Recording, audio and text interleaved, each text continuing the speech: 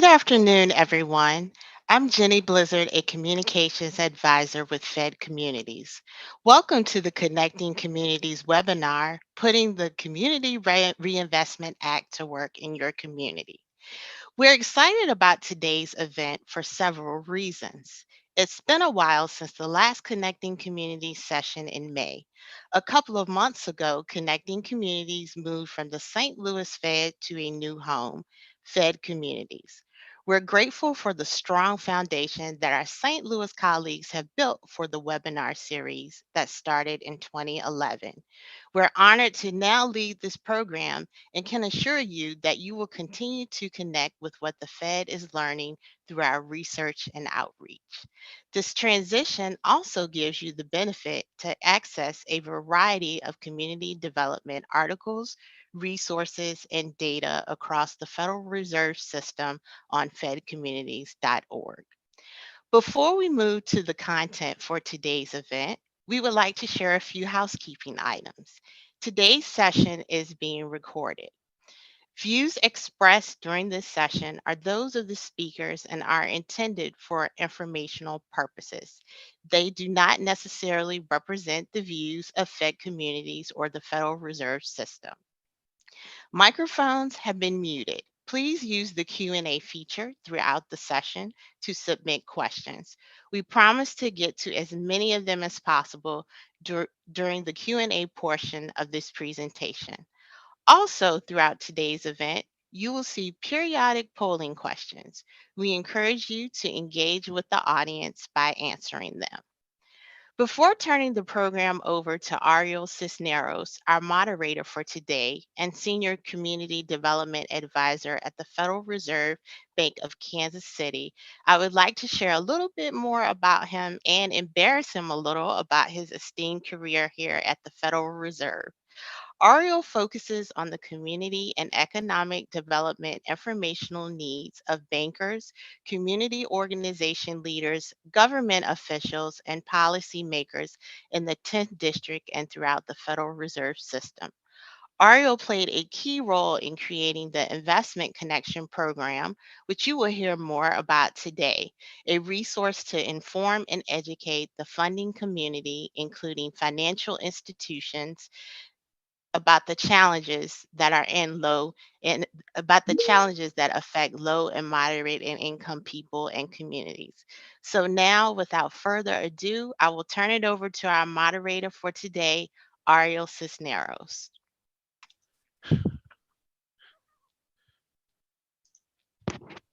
Thanks, Jenny. And hopefully I'm coming on. We were having some issues in regards to the camera. So let me add my welcome to everyone. Again, Ariel Cisneros with Federal Reserve Bank of Kansas City. And happy to be with you here today. On today's program, we're going to be looking at the intersection of community development organizations working with banks to support your mission and programs while having a banking regulation as the backdrop, the CRA, the Community Reinvestment Act. And my hope that through the presentations that you're going to be hearing and through I'm hoping your active Q&A and so forth, that you'll have some takeaways that you can apply today or very quickly in regards to communities that you're serving. So as I said, we'll start by sharing information on the Community Reinvestment Act, otherwise known as the CRA, and then move to a discussion on how to work with banks more effectively by highlighting a couple of partnerships between community organizations and banks. The collaboration should give you more of the flavor of working with banks in your markets. As Jenny mentioned, please use the Q&A tool. We planned a good amount of time during the session and also at the end of the session for those questions. Slide 4. Let's see, we're moving off to slide 5. But also let me remind you that the views in today's presentation are my own and those of the presenters and do not necessarily represent the views of Federal Reserve Bank of Kansas City or the Federal Reserve System. On slide 5, this slide, community development colleagues that we have throughout the system, opportunity for you, whether you're from a financial institution or from community organization, reach out to colleagues at the Federal Reserve Bank's They are a resource for you to assist you in regards to your CRA related needs, community development needs, and so forth. And great resource for upcoming programs and resources that they have available. So related to the CRA. So links, there's going to be some links at the end of the presentation as well that will give you more information. On slide 6, moving on. So kind of what is the Community Reinvestment Act, or the CRA? So today we're going to touch on some of the high points of the CRA and how it came about. It's not intended as an in-depth CRA training session. Also, this does not cover CRA modernization currently being reviewed. As I said, we also have resources on our website, not only at the Kansas City Fed, but also other reserve banks in regards to CRA training. So let's start at the beginning. We're kind of going into the 1970s. Community groups going to Congress to basically talk about redlining of their communities. You probably may see that or heard of it, or also be familiar with it occurring in communities today. In some cases, those neighborhoods could be on the other side of the tracks. It could be a river. It could be a specific road, a park, any number of things. And so they basically went to Congress to basically say that they were making deposits in financial institutions and banks, but would not see it in lending as far as access to credit. They often didn't see banks in their communities, and these are predominantly low and moderate income communities, LMI, which is a term that we'll also be using. This is 80% or below of area median income, and often communities of color. I will say there's a lot of writing, a lot of study and research in this space as it relates to the CRA. So I'm just kind of tip of the iceberg here in regards to that coverage, the regulation. But I want you to know that we have a lot of information on that to go with. And that insight. So 1977, the Community Reinvestment Act, CRA, was passed, and the CRA basically encourages banks to lend throughout their communities, including low and moderate income communities. As I said, population that's 80% or below of area median income. And LMI proxies are used as well, such as schools with free and reduced lunch, Medicaid, and other safety net programs. The regulation also is different depending on the size of the institution. So it's not the same exam applied to a small community bank compared to a very large institution. So it's broken down by asset size. Smaller banks, 346 million and below. What we refer to as intermediate small banks, ISBs, 346 million to 1.3, a little bit, almost 1.4 billion. And then large banks are over 1.38 and over billion in assets. So the exam is different. To give you an idea, there are over 4,000 banks in the United States that you can work with, and hopefully they're involved in your with the work that you do already. Also, as part of the CRA, broken down into as far as the exam under the 3 tests: the lending test, the investment test, and the service test. And you'll be seeing that in the collaborations that we're going to be sharing today. So the lending, and think of that as certainly the loans that are out there, but it could also be a line of credit that's available. Investment test, which is basically also the grants that are available, and services. It's broken down 50% under the lending test, 25 and 25 for investments and services. So who enforces the regulation? The CRA. It's the OCC, which is the Office of the Comptroller of the Currency, OCC, FDIC, Federal Deposit Insurance Corporation, or the Federal Reserve Bank. The banks that basically they examine for CRA and looking at CRA activities of those financial institutions, and are looking to see what the banks have done in regards to their lending, their investments, and their services, what have you, and if there are any areas that may have been left out. Again, um, I'm using the term redlining, but certainly in regards to any communities that may not have um, been addressed by the financial institution. So lastly is kind of what I wanted to touch on was the teeth of the regulation. So there is a public file that institutions have to share with the community. So you can find that out with your banks that you're involved in. Many banks include it on their website, so I have it there. If not, if you have difficulty, do contact from that financial institution, their CRA officer, and ask to see, where that might be found. So that information is there. Question that came up as far as our credit unions included in the CRA, they are not. So I can certainly talk to the bankers, and they certainly think that they should be. But credit unions are not part of the CRA. So again, this is just the banks that fall under CRA. So, all right, so I've talked about, so on the teeth again, just continuing with that, we have the public file and also the opportunity as far as when a bank is making an application.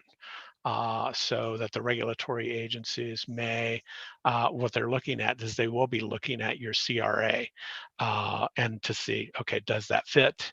And as far as for mergers, acquisitions, new branches, those kinds of things. So the CRA could be viewed as something that could hold that back. So how do you interact with, kind of staying on the same slide 6, question that I have for you is how do you interact with your banks? So CD organizations. And a quick win for you, I'd say, is your bank a partner with you and your mission?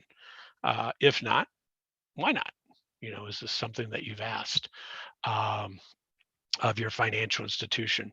And think of this as, the banking services that they provide. Are there some opportunities there? As I mentioned, in regards to loans, investments, grants, and services, so forth. We'll be getting into some of that meat a little bit more, and you'll be hearing about it through the collaboration. But think about, and what I want you to think about during the presentations is what are some opportunities for you and your organization with the financial institutions that you're already working with. Maybe they're already partners with you, but hopefully think of some additional opportunities that might be there. So our speaker panels today will give you additional insights, as I said, in regards to how to partner with banks in your community. Also with that, we do have banking webinars on the CRA session of understanding the CRA and the benefits to my organization that can provide you with additional insight as well. So the hope is that you'll use those resources in regards to those potential opportunities. And Gene, if you could move us to the next slide. Let me just see, I see some questions that are coming in. So in regards to the results of CRA examinations, yes, you can also, that's also part of the public file in regards to their last rating and what they received. So you do have that information. And again, pretty much we have a lot of resources. Do connect with your colleagues or contacts at the Federal Reserve Banks in community development. Happy to assist you there. So let's think about some areas of opportunity. And some of your organizations may reflect these areas of focus.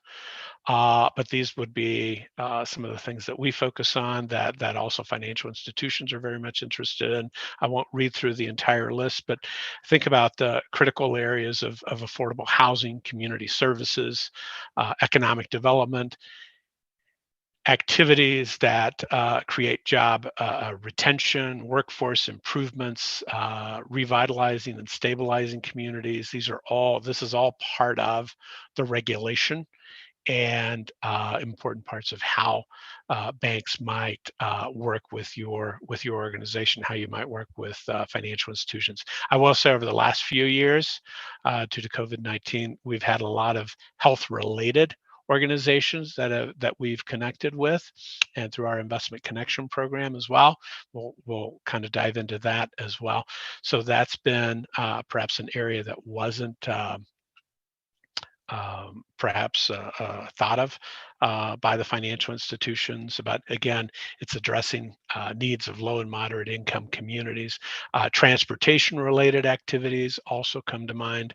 And again, I think key thing to keep in mind is that it's focused on low and moderate income communities, or how it's helping to revitalize and stabilize your community.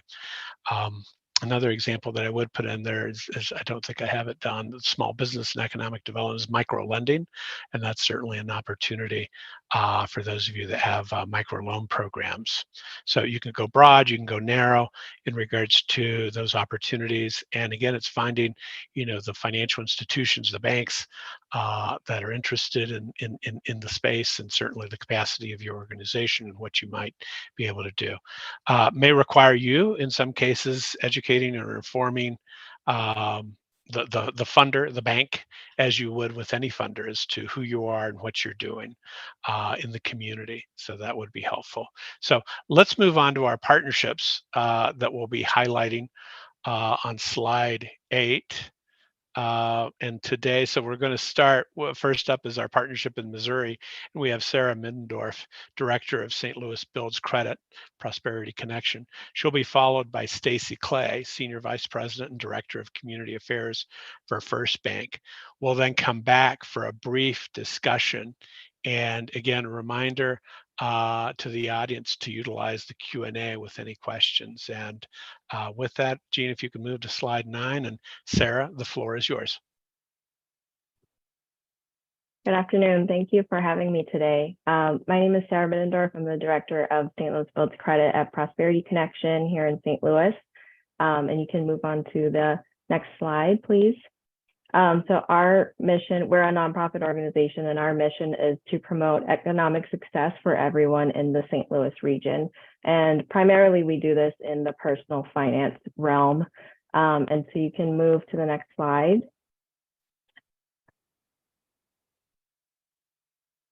Next slide, please. All right, so our organization is kind of broken down into 2 different programs or lines of business. And so St. Louis Builds Credit is one of them, which is what I run. And this is a city-wide alliance where our goal is to use credit building as a way to get people to a prime credit score, because credit scores really affect a lot of people's lives in different ways, not just in terms of financial ways, but it could be also job, getting adequate transportation, things like that. And so since it is such a big and important part of our financial lives, we wanted to do this in St. Louis, especially when 1 in 5 individuals in St. Louis have little to no credit and are considered credit invisible. So that's a big part of our population. And so what St. Louis Builds Credit is doing is spreading education and access to credit in a number of ways. So we do this through financial education classes, where we have classes open to the public on a number of topics that include creating a spending plan or a budget, really understanding what is credit, how does it work, why is it important, how do you read your credit report, because that can be really tricky for somebody who's never seen that before. There's a lot of letters and numbers, and so we go through that step by step so that they understand what they're looking at and what's on there, and then learn how to build credit based on what's on their credit report. And we also talk about using credit cards wisely and how to become a homeowner and what that process is in the home buying process. We also can tailor these to different organizations and their clientele. So it could be a specific nonprofit or bank or any other kind of company in St. Louis, or even outside of St. Louis now that we can do things virtually. So we can tailor that education as well. We also do credit fairs, which are in-person events out in the community. We usually partner with a local nonprofit or a bank or credit union, or even a larger employer. And so what that is we provide credit report reviews, which are kind of 15 to 20 minute short one-on-one sessions where people can get their credit report pulled. It's at no cost to them and does not impact their credit. And it also includes a FICO score. So it's a great way for people to be able to see what's on their credit without getting that ding on their credit report. And we go over with them so that they know how to read their credit, and we give them personalized recommendations based on what we see there on their credit report as to how they can build their credit. So we partner with other organizations doing those, and we can also provide those individually on Zoom for people who maybe can't make it out to those events or just kind of want something quick so that they can get started and get their toe in the water for their credit building journey. And then we also, our other business and program is one-on-one financial coaching. So for those people who maybe need a little bit more help, maybe they've got a lot of things to deal with on their credit report, or they're going through the home buying process and are confused about how to do that. We have financial coaches who can help them through every step of the way so that they can get there and achieve their goals. And all of the services we offer are at no cost to anyone who's engaging in them. Next slide, please. So we partner with a lot of banks in St. Louis, but I would say one of our bigger partners is First Bank, who you'll hear from next after this. And so this is, looking at what Ariel talked about in the beginning of the different tests for the CRA exam. We come together with First Bank, and we're looking at, what is it that they are looking for to fulfill these different parts of the exam, but also like what are the things that we need help with as well. So we're really collaborative on understanding what the other organization needs and trying to come together to fill any gaps on both sides. And so one of the things that I want to highlight is under the service piece for our credit fairs and classes. A lot of them are actually facilitated by volunteers that we train. And a lot of these volunteers come from banks and credit unions. Sometimes we have realtors, so we have kind of a wide range of people who are coming to volunteer for us. But First Bank is one of those that have a lot of volunteers as well to help spread that education and access to credit. Another thing that I want to highlight is lending. So First Bank has a number of retail banking products that are really geared towards people who maybe need, maybe have not had the best experience with banks in the past, but they still need to engage in those kinds of products. So, second chance checking accounts or credit builder loans, things like that, where we are often referring back and forth to each other. So, maybe they see somebody in the bank who kind of needs some help with building their credit, so they refer them over to us to help that person do that. And then, maybe we see, somebody needs to open up a line of credit to help boost their credit score. First Bank is one of those referrals that we send out as well. So we're really trying to share back and forth clients and get them, what they need.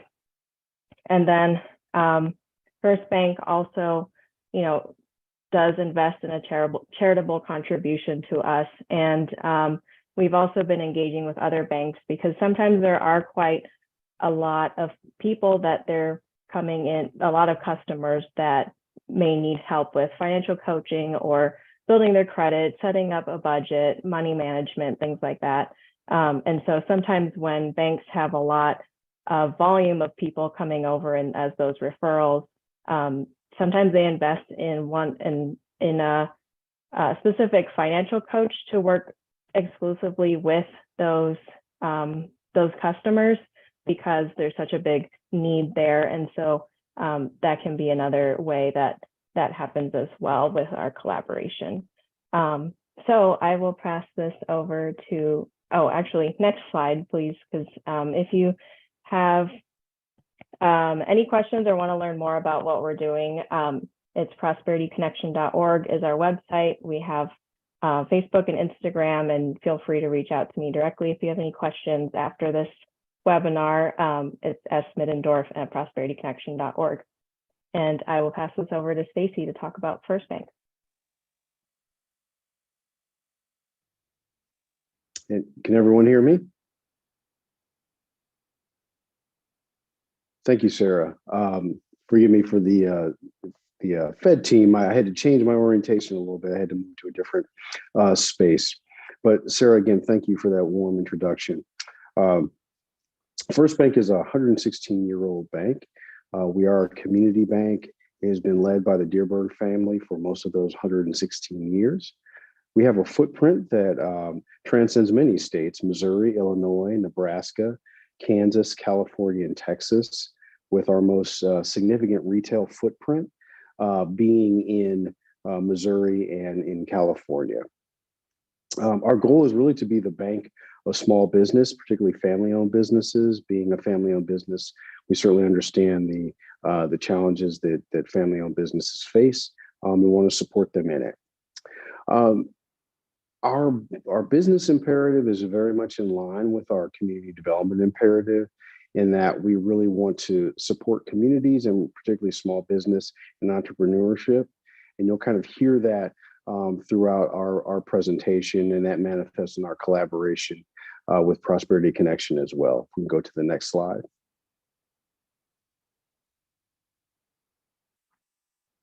So when we think about community engagement, we very much use the CRA framework that others have mentioned, of the lending test, investment test, and service test. And so an example of what we do in the lending area is we have a high concentration of small business lending. Again, that is our mission, that is our focus. An example of that is, of course, we're all familiar with PPP. 43%, excuse me, of our lending, our PPP lending, was in majority minority communities, with over 30% in low to moderate income tracts. And so that demonstrates our commitment to where we want to be, communities we want to serve. In terms of an investment, it was mentioned that manifests in a number of ways, but certainly our donations are geared to organizations like Prosperity Connection, who support individual financial literacy. We support various community development projects and entrepreneurship.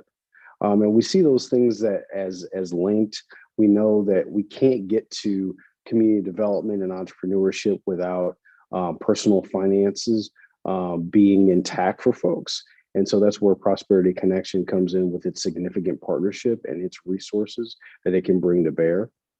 And finally, as it relates to the service test, as Sarah mentioned, we do have a lot of volunteers who or volunteer hours that go to support Prosperity Connection in their credit fairs and their other endeavors.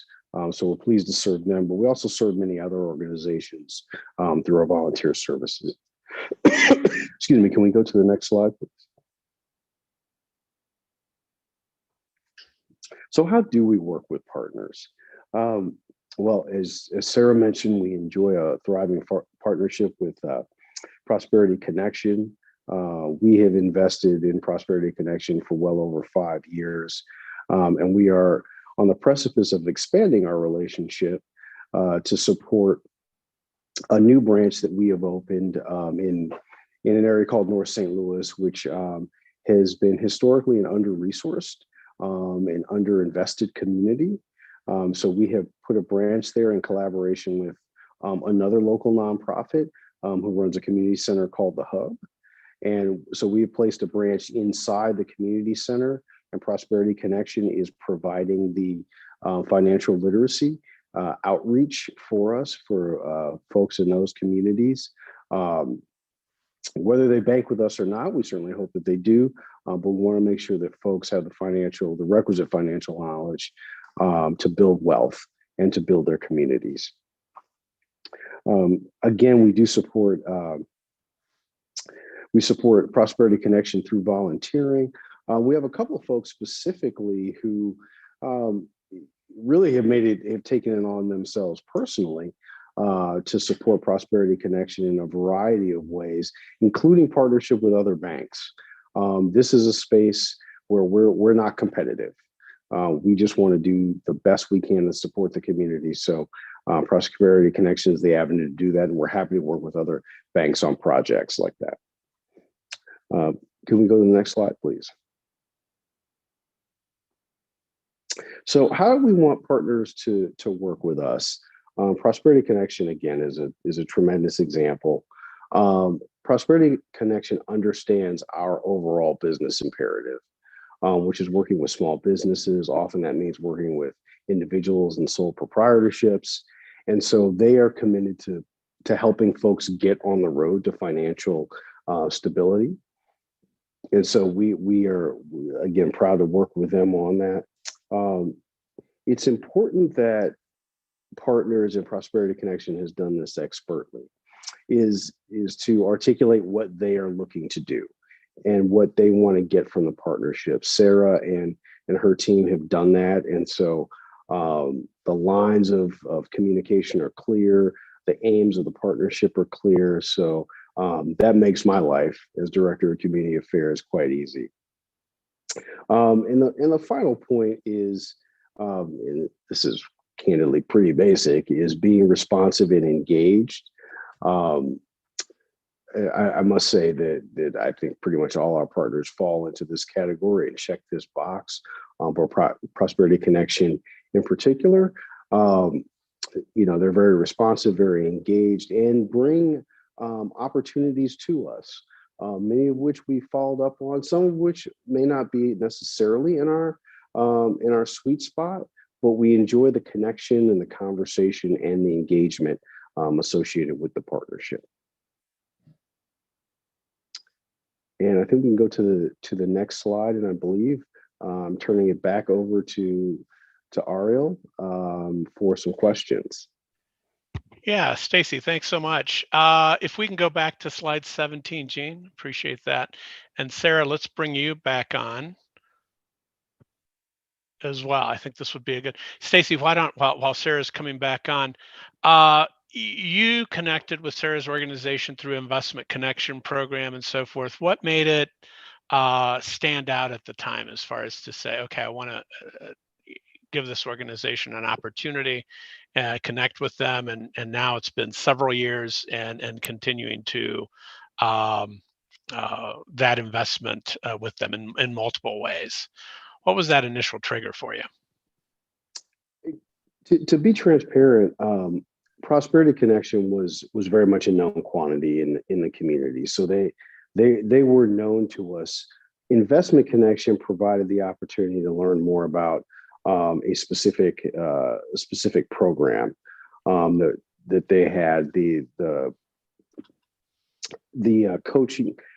Sarah mentioned that you can dedicate essentially a financial coach to a bank. That was the program that we became interested in and started to deepen our relationship there. So Investment Connection provided a couple of things. I know for many banks, it provided the opportunity to learn about nonprofits they'd not heard of. That was not the case with Prosperity Connection, but it also provided the opportunity to learn about specific programs with nonprofits you may have already heard of, but just not aware of that specific program. And so that was the case with us. Great.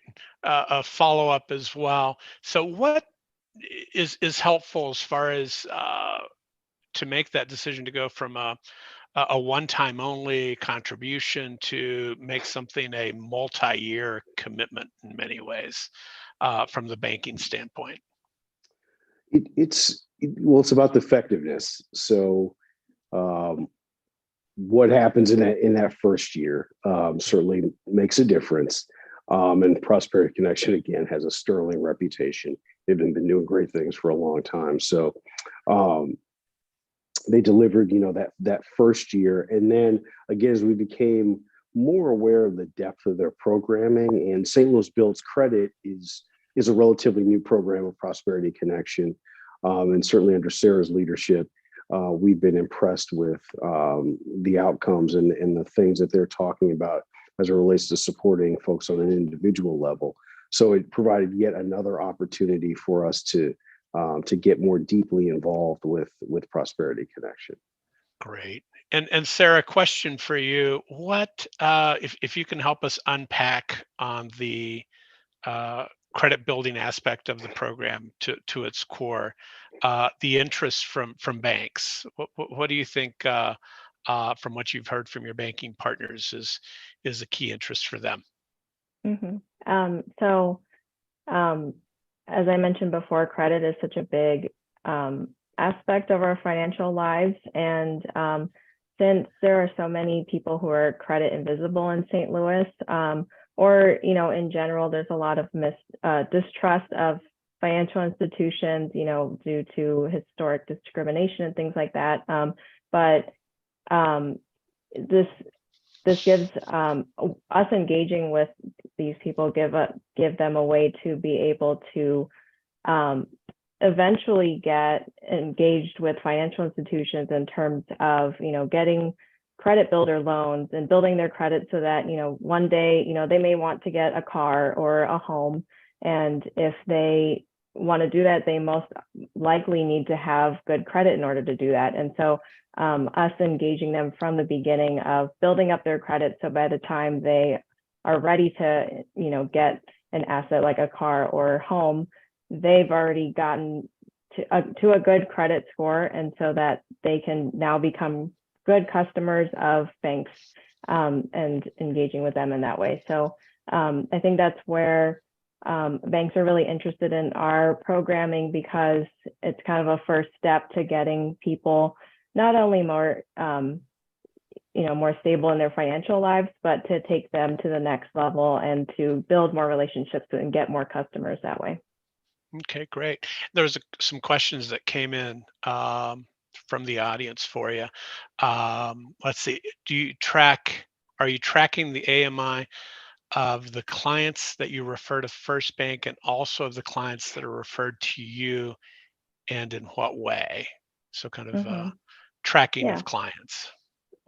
So all of our clients, we ask for their income. We kind of have ranges, I guess. So it's self-reported, but that's something that we track in our Salesforce database, which is what we use.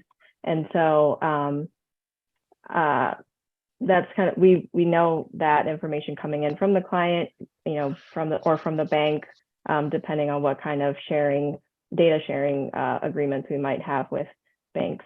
But we're getting that from pretty much every client that we engage with. Okay. Another question, and directly for your organization, how does this alliance measure success? So we keep track of a number of metrics, mainly through our credit report polls that we do with our credit fairs and credit report reviews and financial coaching. So we can see, we pull these credit reports every 6 months with the client's consent. And so we're able to see over time, how their credit score might be improving. And then we're in the process of trying to get access to regional credit data so that we can understand what's the credit situation looking like in St. Louis, so that we can measure against, what's kind of our baseline, and what are our clients doing, and how are we, helping people to increase their credit score, and by how much. So that's kind of one of the ways that we do that. Wonderful. All right. Thank you. There are a couple of questions that came in, and looking at this. So at the onset, I did want to say we weren't going to be discussing CRA modernization. So we're just looking at the current regulation. There have been some questions related to the ANPR and the NPR. So just as a FYI, broadly speaking, the notice of proposed rulemaking, that comment period had ended in regards to CRA modernization. This is currently with the principals, with the agencies, the OCC, the FDIC, and the Federal Reserve. Again, the three regulatory agencies that are reviewing all of the comments that came in following the advanced ANPR, advanced notice of proposed rulemaking. Then we had the NPR, which was based on the comments from the ANPR. And so that is now being worked on, and I don't have any new information to share at this point in time. So there have been a few questions, as I said, in regards to CRA modernization that I wanted to get to. And hey, thank you to the audience as far as the Q&A. It's starting to fill up quite nicely with your questions. There's also a question in regards to SSBCI, the State Small Business Credit Initiative, and in regards to organizations that may or may not be participating. I think the key thing is what your state, your respective state submitted to Treasury as far as their plan. And I know that some of those plans, those state plans have already been approved. I don't know if in total, as far as how many have been approved, but that is occurring right now. But yeah, that's also resources that we'll have at the Federal Reserve banks, some work in regards to SSBCI, State Small Business Credit Initiative, so forth. Let me see if there's, give me just a moment here. Finding banks. Oh, question in regards to banks, and actually I may bring this in for the entire panel at the end. It's for organizations that are saying, okay, how do I identify banks working in our community? And one of the first things I often recommend is asset mapping, as far as, and banks are certainly part of that asset. Stacy or Sarah, any recommendations for, what does your outreach, well, Sarah, what does your outreach look like for banks that perhaps are not participating with your organization at this point in time? Apologize, that may not even be in your space as far as connecting with kind of that development side of things. Mm-hmm.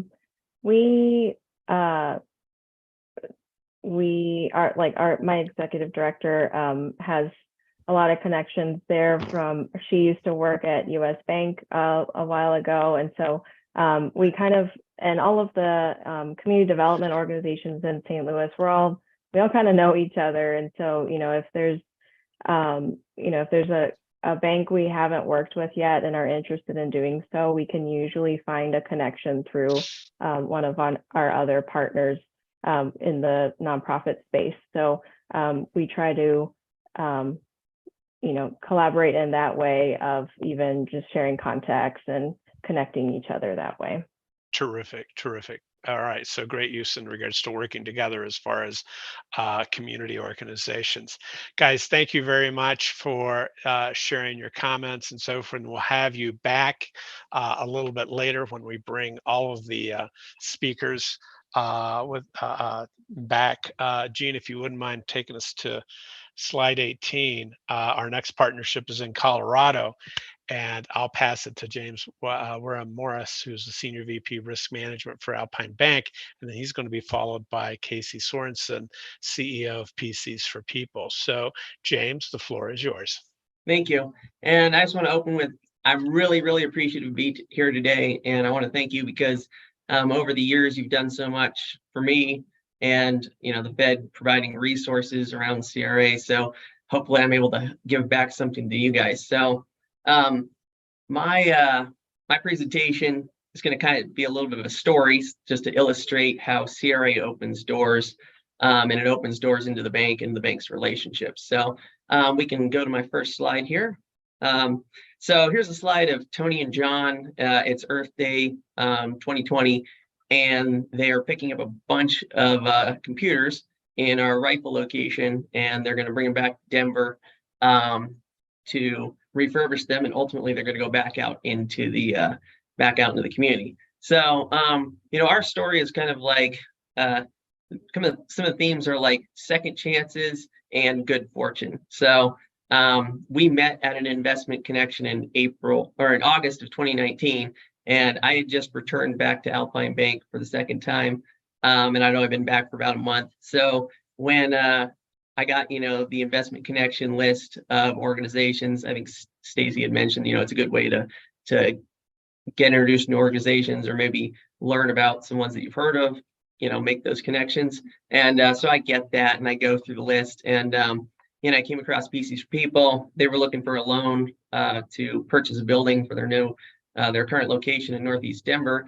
And I'm thinking to myself, I'm like, hey, I'm back at the bank for a month. There's no way I'm pushing through this, this loan. So I crossed them out. So the day of the presentation came along, and I'm sitting there, I'm listening to what Casey's saying. And, he did three things that caught my ear and really started this partnership. And the first one was the easy CRA hook. And obviously, I'm an investment connection. I'm expecting to hear about CRA stuff, but he made it really simple. They explicitly serve low-income families. They had the statistics, talking about how it's 200% of the federal poverty level. In my mind, I'm like, okay, I can qualify that for CRA, no problem. The second one, and it was actually a novel thought to me, was that, probably behind food and shelter, access to computing resources is really important. It's an essential service. If you don't have that, life's going to be more difficult. There's, costs to that. And a lot of society is structured around being connected through a computer, having that connection through high-speed internet. And, this is, Q3, Q4 of 2019. We don't know what was about to occur in 2020, where we really got to see how that connection to the internet and to the broader world mattered so much. And then the third thing was, and this was the real important thing about what Casey and PCs for People was able to do. The third bullet point was that, they're certified to handle sensitive data, to destroy it, and, to recycle computers and, the components of computing in a responsible manner. So Alpine Bank, we're, you can go to the next slide. So we are we're coming up on our 50th anniversary next year. And we started in Colorado's mountains. We expanded to the Western Slope. And over the years, now we've crossed over and we're now on the Colorado Front Range. And so we're about $6.2 billion in assets. And we've got, we're like a real community bank where we started in our communities. Our bankers really know them. We have a really innovative debit card loyalty program where every time one of our customers slides their debit card, we donate 10 cents. And that 10 cents goes back into the community where that's associated with the deposit account. And that will come into play later in the story. So what Casey was allowed me to do is to go back and, I'm just the CRA officer in this story. There's so many other people that helped in the bank to make this possible. So as soon as he told me that they were certified with the data destruction, I could go back to our head of information security, to our IT staff, Ross, Doug, Tom, and I could say, hey, here's an organization that is set up to do something that matches what we believe in. We believe in the environment, we believe in giving back to communities. And it just so happened to be, here's where the good fortune comes in the second chances. We had just done a major rollover of our computers, and we had about 440 computers sitting in Rifle. So being a highly regulated industry, the information that's on our computers is important. And so it took a while to get them certified as a vendor. I had to go through vendor management and all that stuff. And then I was able to get in touch with one of our bankers down in Durango, Beth Drum, and she really understood how, this would really help the community. And, the CRA part just opened the door to her connections in the community. And, she really saw the big picture. So I was able to hand it off to her. And that's a good example where CRA opened the door into the bank. And then PCs for People got access to our relationships. And with the loyalty debit card dollars, Beth's been down in the Durango region for many, many years. We're making donations in the community. She had lots of connections to the school district, to other nonprofits that she was then able to leverage so that once the computers had gone from Rifle to Denver to be refurbished, And then they were driven down to Durango, which for perspective, you could drive to Montana in about the same amount of time, or you could drive down to Albuquerque from Denver. Durango is hard to get to. And so, she really was able to take over that task. And, the great story is that she's now on the advisory board for PCs for People. So from a CRA perspective, for the banks out there, we have CRA donation of the items, and then we have CRA service hours with her board involvement. And so then our marketing team, they, heard about it. It's a great idea at the time. The Kansas City Fed also had their laptop challenge. So, Kate and Allison in our marketing department, they promoted the event. Ultimately, they submitted our work with PCs for People to the ABA, and we won a community commitment award for economic inclusion in 2020. So, as an organization that I hadn't heard of, met at the Investment Connection, and CRA just opened the door. It allowed me to hear and think about what all the good things they did, and then I, was able to use the connections in the bank to help PCs for People use our, resources and our connections to open up. So you can go to my next slide. It's just a little bit more of the overview here. Yeah, that's where you can see the Alpine Bank loyalty debit card. And so those are the biggest parts from my perspective, is that just CRA opened the door, and then a lot of the people in the bank, they actually took this and worked with PCs for People to do something that matched, our values with the environment, giving back to the community. And it just so happens to be that we also get CRA credit for it.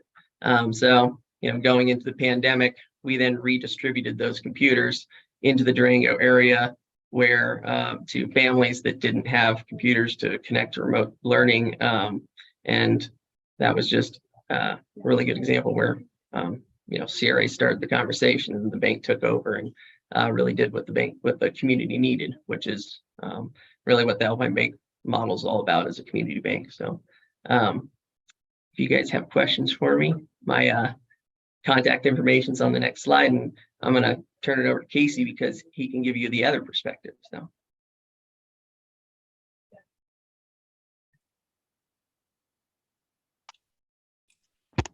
Thanks, James. Casey, the floor is yours. Thank you. We can move ahead to slide 24. And as James said, thank you to the Federal Reserve for your work, including organizing Investment Connection and this event. PCs for People is a national nonprofit focused on digital equity. And over the last 24 years, we've connected hundreds of thousands of people with computers, internet, and digital skills training. Go ahead. I like to frame the issue of digital equity in one simple question. What year did you send your first email? And if everyone can pause and think about that year, many of us on this call have been sending emails for 25 years, but now imagine you've never sent an email. Do you have the same job that you have today to be on this call? And the reality for half of the people coming to our program is they've never sent an email before.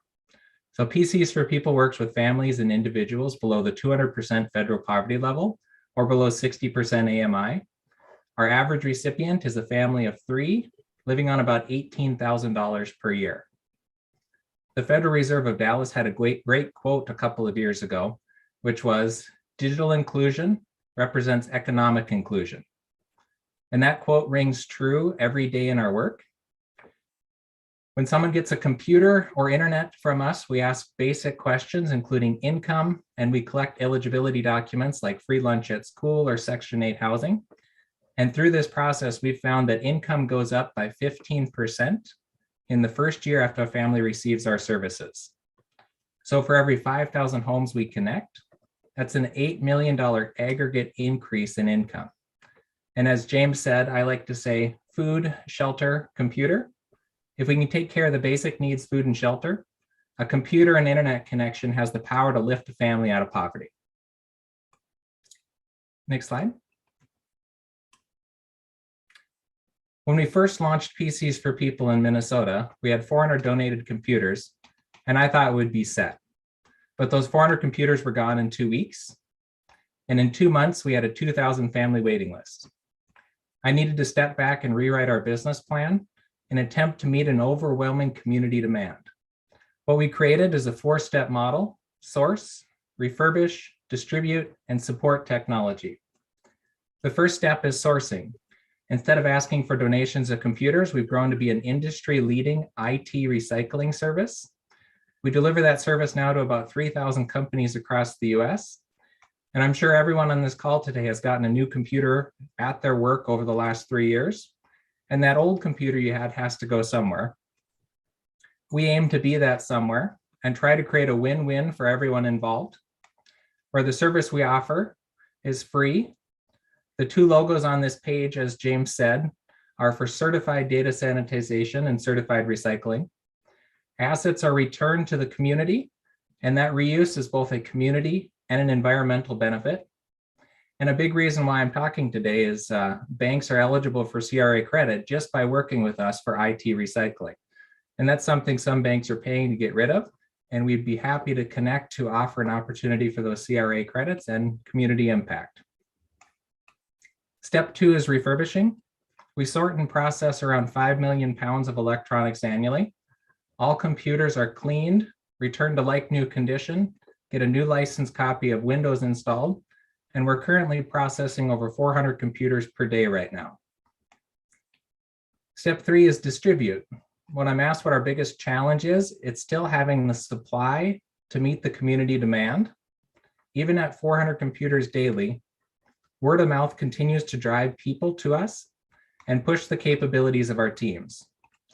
We distribute through e-commerce, retail, a network of nonprofits and libraries, and through large sponsored bulk events like James mentioned. This slide also has our distribution heat map. We built this map to show where every one of our computers are going. And when overlaid with a heat map of poverty, I was amazed that our computers are touching almost every pocket of poverty across our country. And fourth, support. Our goal is not only to get, but keep working computers in homes. To do this, we offer skills trainings to our customers, everything from digital literacy to financial literacy. And we have a help desk where we serve as, just like your corporate help desk, the help desk for hundreds of thousands of families. Our national call center receives around 800 phone calls per day, where we're able to support the users with their technology. One more bullet on this slide is connectivity. And as we know, a computer is not too valuable without internet. And we have both a hotspot program that runs on the T-Mobile network, and we function as an ISP, building last mile wireless networks and wiring large apartments with groups like housing authorities and affordable housing providers. The internet service is unlimited, $15 per month. And thanks to new federal programs like ACP, many of our customers are able to enroll for free ongoing internet service. Go ahead. My contact information is on there, as well as our general email. So if anyone wants to connect with us and partner, we do events across the US and we'd be happy to collaborate. Feel free to shoot me an email. Go ahead. And I'll pass it back to James here to give a little more overview of some of the impact of our partnership. Thanks, Casey.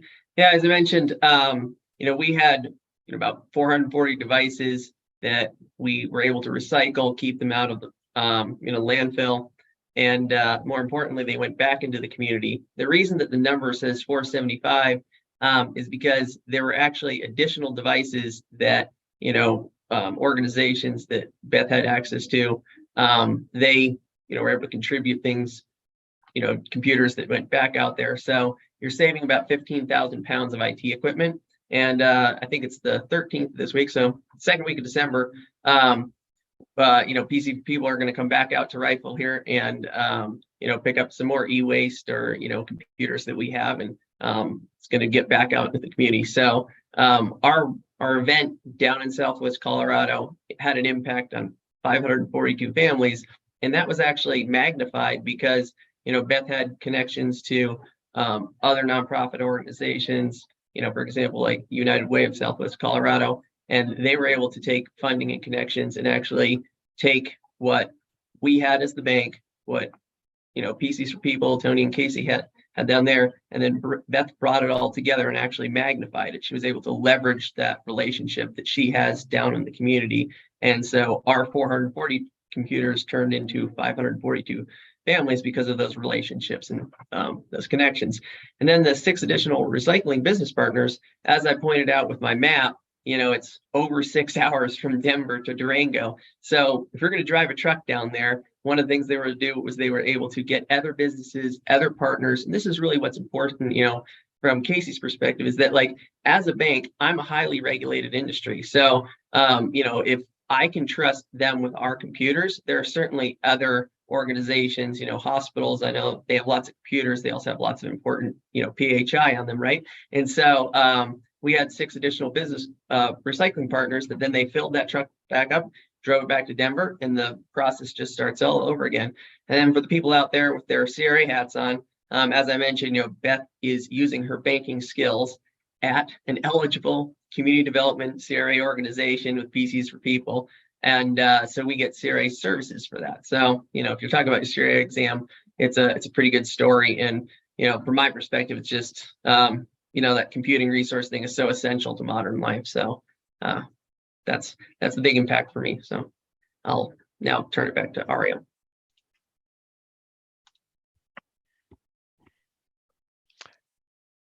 Thanks, James. Let's actually go back to the previous slide, if you don't mind. I think, yeah, that'd be great. Oh my goodness, in regards to the impact. And so, James, thanks so much for mentioning the when you made the connection as far as investment connection event, and we brought about, and I'm not sure if I shared this with my opening remarks, as far as investment connection, the program that not only at the Kansas City Fed but at other Federal Reserve banks was basically to assist, as CRA officers that were looking for some clarity and certainty in regards to CRA opportunities with programs throughout our communities and so forth. So kudos. This has now become a multi-year engagement, as far as a relationship, I should say, with PCs for People, and on in regards to the equipment donations, but also there's some funding, correct, that went to PCs for People that's not necessarily on this slide. Yeah. But there's some funding to support their programming. Yeah.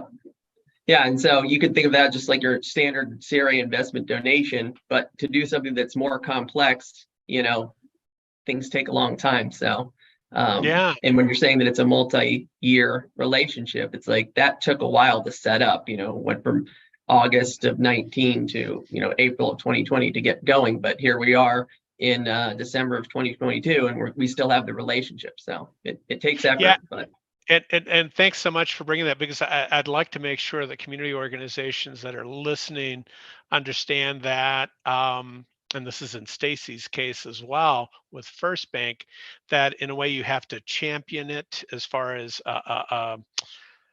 potential relationship for either, whether it's a loan, whether it's an investment for services, those kinds of things, through whatever process you have within your financial institution, and that each bank could be very different as far as how their process. Anything that you can share on that, and what you might be looking for those organizations that you want to take through that process, so to speak? Yeah, absolutely. And so when you talk about different banks, like Alpine Bank, we kind of have this strange entrepreneurial culture inside of the bank, right? So when I have an idea, the great thing is that I can talk to people, I can pitch it, but I'm also sometimes going up against other resources, or what someone would think of as like a market rate or a market idea, right? And so our process is different than another one. But when I was talking about what Casey did so well in his original presentation, was he like checked off the 3 boxes for me, which was like, he has the demographics that I know that I'm going to make it qualify for CRA. So that conversation with the examiner is going to be easy, right? And then he told a compelling story, because I then take his story and I'm talking to our IT people, I'm talking to Beth, and I'm saying, hey, listen to this great story. I'm just going to pass that off, like I'm going to pass that relationship off to someone else in the bank, but I have to sell them on it first. And then the third one for this specific one was that he answered the hardest question for me, which was that they can handle the data, they know how to destroy it. So if you think about talking to a bank and opening the door to the bank's relationships, their resources, make it easy for me as a CRA officer to tell the rest of the bank about it. You're not necessarily selling me, you're selling the rest of the bank. So that's been my experience, and Casey made it easy for me, and then that was great. Terrific. And I will have some more questions for you. Casey, just wanted to confirm, because I see the term e-waste recycling, and help us. The e-waste also includes reuse, correct? So reusing all of this equipment, you're giving it a second life, so to speak. Can you Correct, share a yeah. little bit more about that? Yeah, our service for banks is we want to be a one-stop vendor. So we'll take anything and everything, working or not, cables, cords, printers, servers, switches, and like I said, 5 million pounds of stuff. But we also use that as a workforce development opportunity. It's so much stuff for us to process. A niche that we have is like in Minnesota, we have job training for people on the autism spectrum. In Colorado, we have low-income youth that we train on technology basics. In Ohio, we do reentry programs. So we want for a business to take absolutely everything, and then we can use that for workforce development training. One of our slides said sustainability. So we want to, as a nonprofit, have impact and sustainability through each step in our model. And the sustainability is those cables and cords that are a rat nest that we all hate, have some commodity value to them. We can use that commodity value to help fund our model and help be sustainable. Terrific. Thank you. Tell you what, as we transition, I'm going to bring all of the speakers back together for a big discussion and get more of your questions from the audience. So again, a reminder to the audience, please use the Q&A. And then Sarah and Stacy, if you can join us as well. And Gina, the next slide. And a reminder that this session is being recorded. And so if you have to drop off, you will be given the link at some point from Jenny's going to be sharing that information a little bit later. Thanks so much. But let me bring everybody back, and let's just open it up for additional questions from the group. As I said, it is being recorded. There have been some questions. There we go. Let me make sure, and I'll open this one up for the bankers. Questions as far as, is there a CRA plan for each bank, or is everyone different? So for James and for Stacy, and Gene, I don't know if you want to bring everybody back up. I don't know what works best on the view here. Stacy or James, anybody wants to tackle that one? As far as your plan, I guess this would be your CRA plan for your institution. How do you develop it, and what, and I don't know if this is a banker that's asking the question, or if it's a community organization that's asking, how do I get in, or is our service that we provide something that might be of interest to your institution? What would you, if one of you could kick us off? I'm going to let Stacy kick us off, because his bank is actually the more mature bank. We've only been around for 50 years, so he can take it away. Thank you, James. And just to be clear, I want to distinguish between an actual formal CRA strategic plan, which puts you in a different evaluative scheme. I assume we're not talking about that. We're just talking about generally, how do you approach CRA? So understanding that from the perspective of First Bank, so we have a philanthropic focus that is aligned yet somewhat different from our CRA focus. Our philanthropic focus is on youth and youth serving agencies. So we do have quite a few dollars that go to youth serving agencies, which certainly is aligned with CRA in that those agencies, by and large, overwhelmingly support low to moderate income youth. So there is a CRA connection. But we also look at CRA separately from the perspective of community development projects and activities. And so for us, when we think about CRA, of course, we think about the lending service and investment test. We think about our philanthropic goals related to youth and making sure that there's a CRA connection. But prosperity connection really falls into that community development bucket, which we spend a lot of focus on because we do some of our more sophisticated investments. That's where the HBICs and other entities fall into that CRA investment bucket, which can take a little bit more thought, a little bit more planning as it relates to how we approach them, because we are using, some of those investments are rather significant in the millions of dollars. In fact, as we think about some of those projects. So to answer the question directly, we view philanthropic, we have our focus there, and then we have a community development focus. So that's kind of our strategic approach and how we use CRA. All right. James, would you add anything?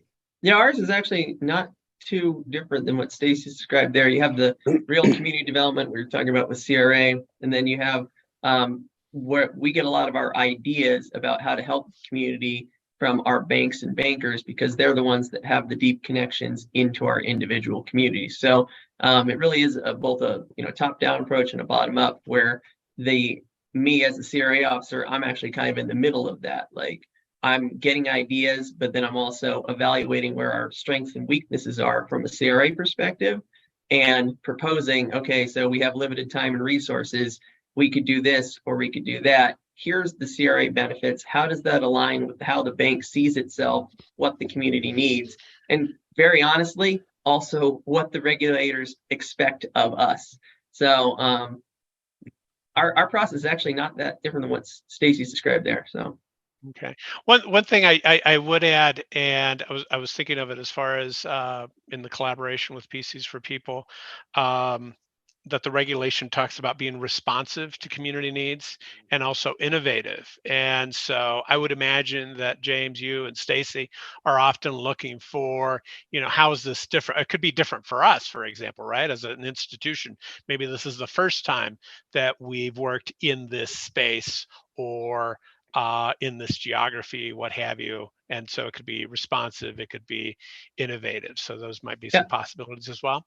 Absolutely. I mean, that's part of the storytelling piece of CRA, is that, like Beth, Durango, Casey, they know what needs to happen. Like for them, they're not thinking in terms of the regulation, using that innovative and responsive language, right? Yeah. So part of my role as a CRA officer to take the stories and the good things that people really want to do and then fit them back into the CRA exam to say, like, here's something innovative.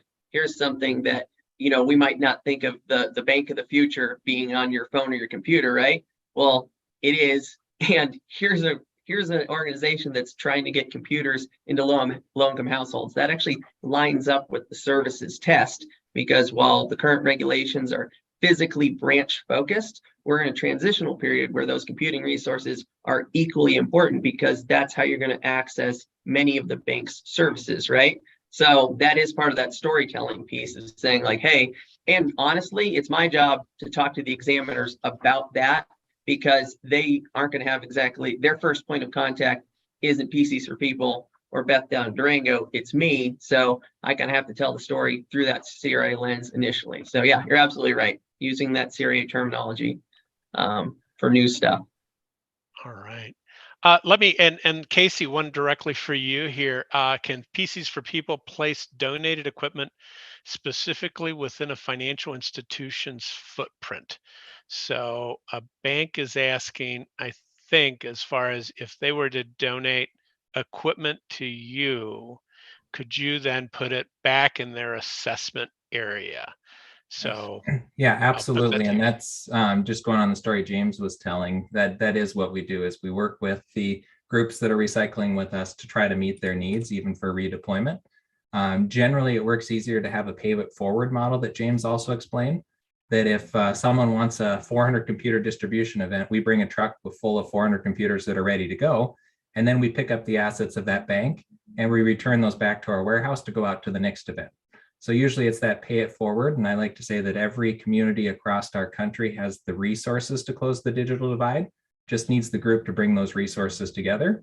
And that's how we and banks have successfully operated, connecting the resources in a community to help that community.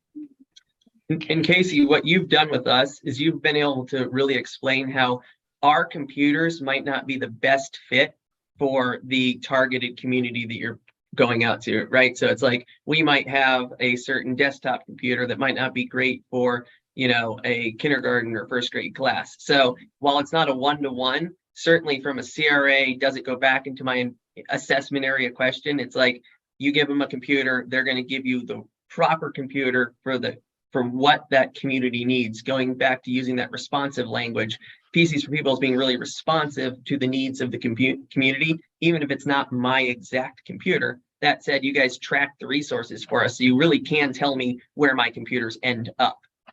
Yeah, one unique thing with our model is we put an ID where we know the business that gave it to us, and we know the demographics of who received it. So we provide an annual impact report. So I can tell James that last year, because you worked with us, those stats, we saw the number of households, but then we know the number of kids, we know the average income. And so we roll that up into a full report to give back to every one of the customers that work with us for recycling, so they understand their impact. So we have a question for the bankers as far as CDFIs, and for the audience that may not be familiar, CDFIs are Community Development Financial Institutions. They are certified by U.S. Treasury, and these are organizations that basically re-lend funding. So they may receive funding often from banks, from government, federal, could also be state, local, etc.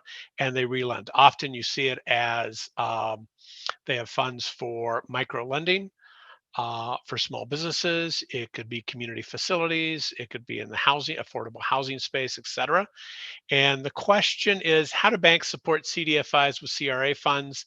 And I'll start off with, I'm saying it's the whole ball of wax here, that it's loans, investments, and services, probably, and when you work with CDFIs. And if we have any CDFIs listening, that's an well, it is an automatic as far as that it counts for CRA purposes. So if you are a CDFI, a Community Development Financial Institution.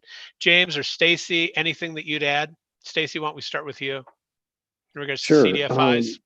Yeah, First Bank is partnered with a couple of CDFIs across our geography. There's a couple in St. Louis that we work with, and then in California, we work with CDFIs as well. And the real benefit is simply put, they make loans and do deals and investments that would be very challenging for us to do, just based on credit and other factors.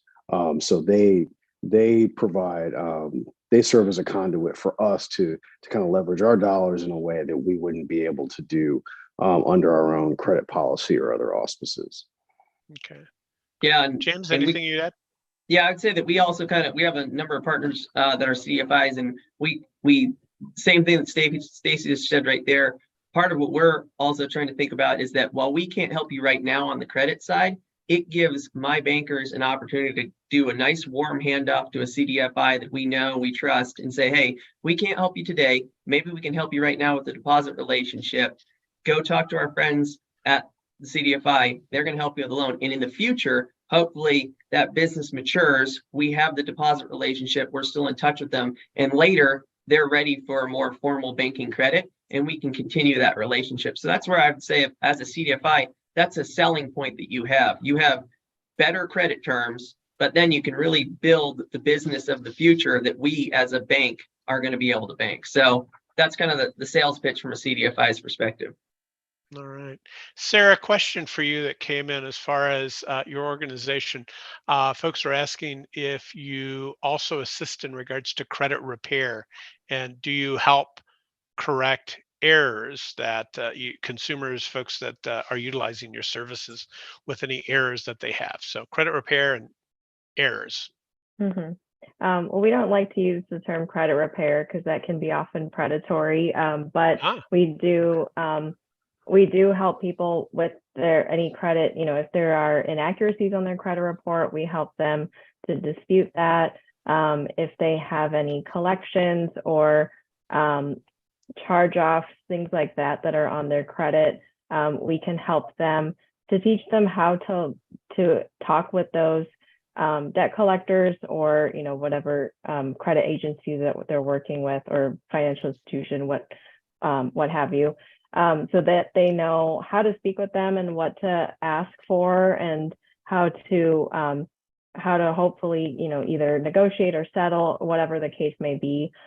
So we can help them. We can even sit on the call with them if they would like, and so that they can feel like they have somebody somebody there that they trust, and so that they make sure they understand what's going on and things like that. But so we do help people to deal with any kind of credit issues that they may have on their credit in kind of a more detailed way. All right. Question for the bankers are, well, let's see, I think I could tackle this, but are CRA investments by banks different than the charitable giving that they do at local for local nonprofits through small grants, discretionary giving? So going back to CRA, you've got the lending test, the investment test, and the services test. Under the investment test, that does include grants. So it could be a qualified investment, which might be comparable to a foundation PRI, that there's an expectation of repayment. Terms apply in regards to what that rate and so forth might be, or it could be a grant as far as no repayment required. James, Stacy, I don't know if you had anything to add to that. I mean, are there any other pools of funds? And maybe let me just add this. Not everything I would imagine that both of you do qualifies for CRA credit. That your bank is still involved in other things, other contributions that perhaps you can't make the case for CRA, but you're a community partner, you're a civic leader, and it's just good business or being a good community partner, what have you. Would that be fair? Yeah, I'd say absolutely. I mean, a lot of our discussions when it comes to CRA is, does it primarily benefit an LMI population or individual, right?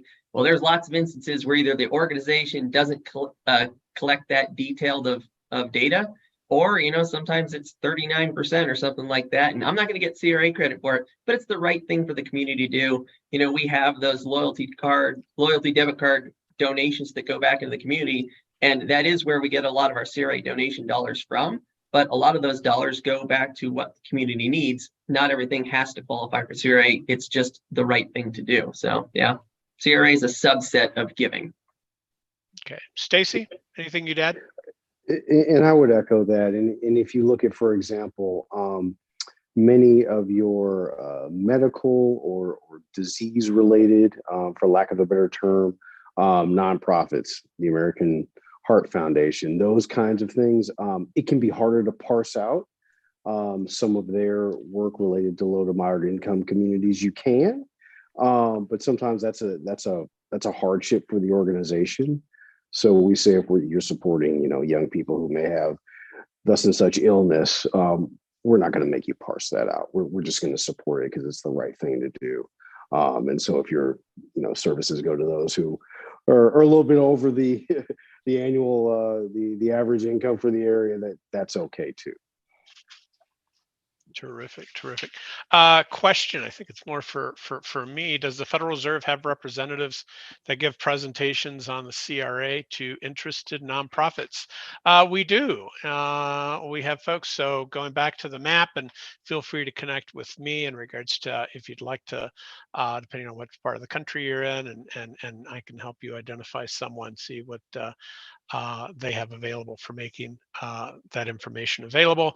We also have videos, webinars, what have you, that are available in regards to understanding the CRA that have been produced. So very helpful to give you a kind of a high level in regards to the CRA, so forth. So the expectation is that the bankers are going to know the regulation well and what needs to happen, and that they should be able to lead you through that. I will just so we've got about a minute or so left, so kind of just a quick lightning round what recommendation would you have, and this is for each of you, for community organizations, well, for those of you that are community organizations, for an organization to connect with a financial institution? What would be, 2 or 3 things that you think you ought to have? And for the bankers, what would you like to see, community organizations bring to you? What are those 2 or 3 things that would be helpful? Sarah, why don't you, if you can kick it off? Sure. So from the nonprofit perspective, I think it's important to try and find, well, first understand what are kind of the needs of banks that you're trying to work with, and what they're looking for, but also trying to see how that you can naturally align and partner with them. You don't necessarily want to bend over backwards for people if that's not if that's not sustainable for you, but to try and find like a really just natural partnership and alignment with what you're already doing, and engage in those meetings and conversations, because sometimes they take a lot of planning, as I think James mentioned earlier, with a lot of discussions and brainstorming about how can we work together. So being open to that and understanding where each is coming from. Casey, do you mind if I go to you next? Absolutely. Yeah. So I would say for community organizations, call up and talk to your CRA officers. It's their job to find investment opportunities. Learn what they're looking for, see if your program aligns, but then learn about CRA too. And we've been 2.5 years working with various banks, and we continue to learn. Like just last week, I learned we're listed in the CRA public evaluation as an officially approved CRA option. I didn't even know that was the thing.